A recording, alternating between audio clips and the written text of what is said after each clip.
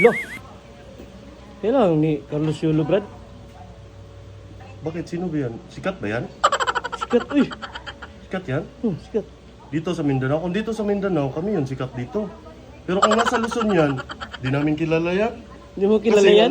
alam ko kasi, ang Carlos Yulo ng Mindanao. Uy. Ganyan ba yung ano? Yung... Ano yan? Litis ka ron. Na! Butas! Grabe naman. Ganyan. Carlos Yulo. Wala si Carlos Yolo.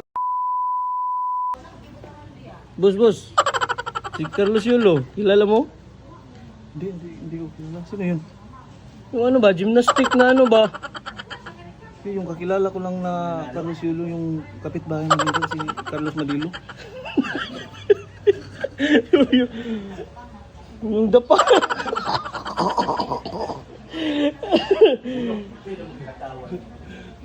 Yung dapa mo, boss, oh, tingnan mo yung dapa mo, boss.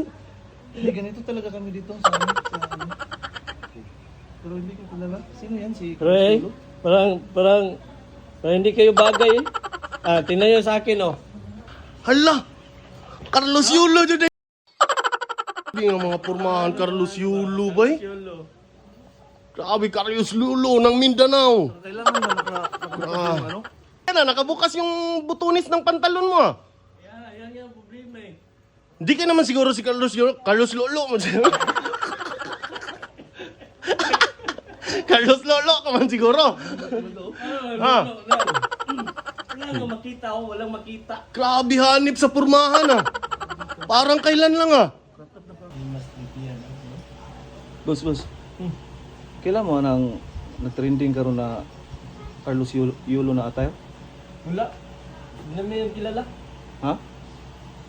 Wala nang Hindi daw nila kilala.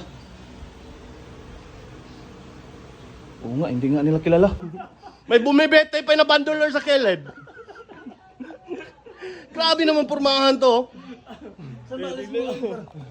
Tingnan mo, yung Carlos Yulo dito sa Mindanao, ha? Mindanao, sa Tagum yan, mga Carlos Yulo.